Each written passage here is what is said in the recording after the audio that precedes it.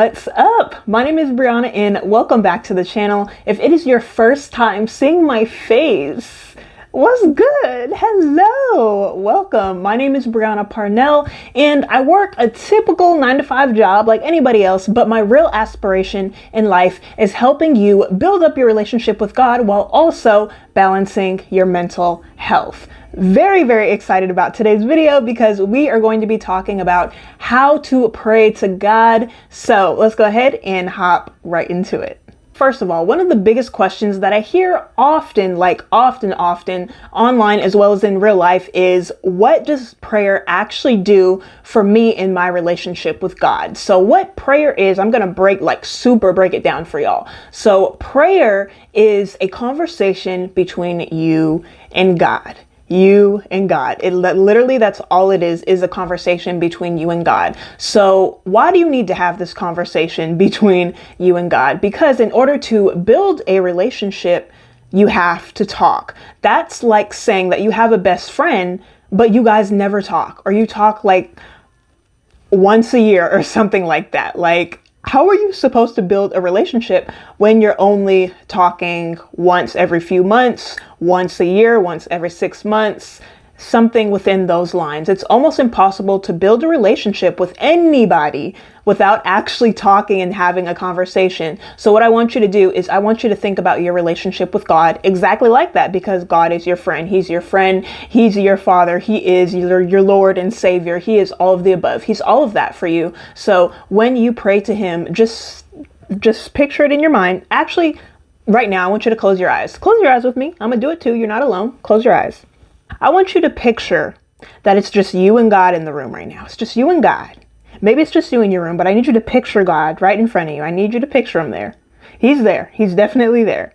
And I want you to think about just speaking one-on-one with him. Or if it makes you feel more comfortable, just think of God as literally one of your bestest friends. With your best friend, you tell them everything. With your best friend, you go to them for pretty much almost any and everything. You want to tell them any and everything that you have going on in your life. And I want you to think of God like that, but much higher. Now that we know the generalization of prayer is and why we should pray, let's go ahead and talk about now what you're actually supposed to say to God when you pray. But before we do that, I want to hear from you. Let me know, how many times a day do you pray, or do you even pray at all? What does that look like for you? Let me know in the comments down below.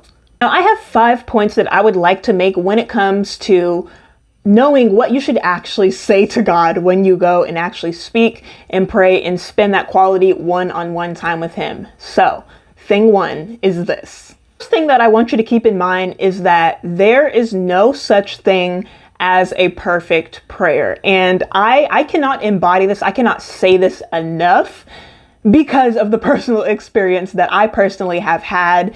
Growing up, I grew up Christian, so I've been Christian pretty much all of my life. I am 22 years old, and growing up, I always saw how profound pastors prayed, and even how my mom would pray, and how the elders would pray, and how my aunts and how my uncles would pray. And I'm like, okay, how can I pray like them?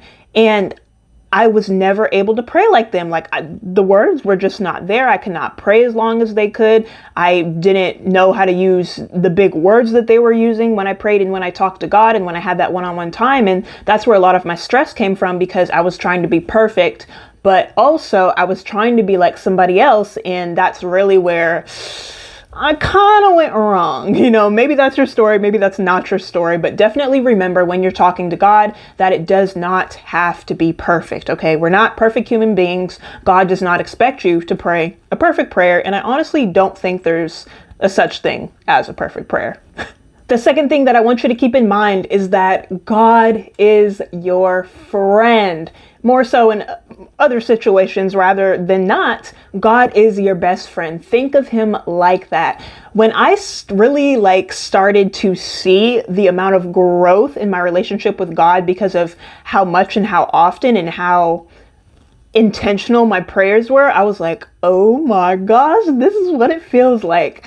And I really just lately have been really felt connected with God on a very, very high level because of my prayers, and because when I go to pray to him, I think of him as my best friend. I think of him as my friend. I don't just think of him as somebody who's not there, which can be easy to do because he's not there, but it's very much a mindset thing. You have to think of God as your best friend. Here we go with thing number 3, and this is actually answering the actual question, what do I say to God when I go and pray with him and have that one-on-one time with him? But when you go to talk to God, if you have literally no idea what to say, I want you to tell him about your day. Tell him the good things about your day. Tell him the bad things about your day. And if you don't want to talk about your day, maybe it was too painful. Maybe you don't want to think about how your day went, but you still want to talk to God and you still want to have something to say. Thank him for waking you up. Ask him for guidance moving forward. If your day was really that rough, make sure that you ask him for guidance. Make sure you ask the Holy Spirit to move inside of your heart and give you that guidance that you truly need in order to carry on into the next day, or maybe in the evening, or throughout the rest of your day, depending on what time of day it is that you're having your one-on-one time with God. But you could always ask for guidance. You could always thank him for waking you up in the morning, as well as thanking him for every other thing that you have in your life. I like to thank God for the very simple things, because us often as human beings, because the world is turning, the world does not stop, time does not stop. We tend to forget the small things that we have, and that just has to do, due to because of all the crazy stuff that's going on in the world. But I like to thank God for the very, very simple stuff in my life. Like, I thank him for water, for food, for, again, as an example, waking me up. I say, God, thank you for waking me up this morning. I'm tired and I really don't want to go to work. I really just want to hit the snooze button and go back to bed. But thank you. Thank you for continuing to breathe life into my lungs and waking me up and allowing me to have mobility, allowing me to have a voice to speak, eyes to see, ears to hear, a bed that I can sleep on, fresh water, a roof over my head. I have a place where I could live. Thank you that me and my family are close. Thank you that I have a mom that I have a very strong relationship with. Not everybody has a strong relationship with their mom. Not everybody has a roof over their head. Not everybody has accessible water or food or shelter or a nice bed that they can come to, or even a warm room. Some people don't even have clothes that they can change into every single day. Okay, so genuinely just something to think about. But thank God for the simple stuff. Ask him for guidance and thank him for waking you up this morning. Number 4, and something else to keep in mind when you are talking and, having your prayer time, one-on-one, special time with God, is to show your personality. When you talk to your friends, you show your personality. When you talk to your best friends, especially, your personality really comes out. When you talk to your family, your personality comes out. So why should talking to God be any different?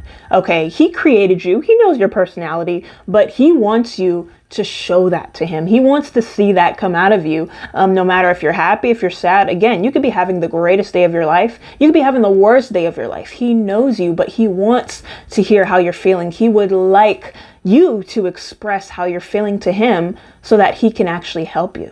Also, don't be afraid to ask questions. A lot of the time we're looking for answers, but we think that God doesn't give it to us. And sometimes he doesn't give it to us because we don't even ask him. So keep that in mind, okay? Ask God questions and make sure to show your personality. And last but not least, make sure, thing number 5 to keep in mind, and to actually do, this isn't even just something to keep in mind, but you should be doing this when you have your one-on-one time with God, is you should be intentional, okay? Be intentional. God can spot phoniness from a mile away. Probably even closer than a mile, because God is God. But he can spot phoniness and he could spot unauthenticity very, very, very faster than you could even get it out of your mouth. God knows that you're just saying something that is false and that isn't true. And he knows what you really want to say. And he's kind of unsure of why you're not saying it, or why you're not bringing it up, or again, why you're not asking those questions. Be intentional with your time with God. Okay. Why waste your time? First of all, because he already knows what's on your heart. He just wants you, again, to reiterate that and to express that and communicate that with him so that you guys, again, can build that relationship, okay? We cannot go around being salty, whether that's a romantic relationship, whether that is a friendship type of relationship. It's almost impossible to just be like, yeah, I'm fine. I'm fine. Tell your best friend, yeah, I'm fine. And they know you're not fine. Like, they could see it all over your face. They could see it all over your body language. You're not fine. But you're putting on a front and you're saying that you're fine, but they know you're not fine, but you're not saying why you're not fine, or you're not expressing what the real issue is. And at that point, you're kind of wasting time or wasting a moment for the both of you. So it's like, be for real, be intentional, let God know how you're feeling. And when I say this, I mean it in the nicest way possible. God is not a God who is mean. So he's probably not going to say it the way that I said it. He's probably not going to say it at all. Maybe he will speak to you audibly, or through someone else, or through something else, visually.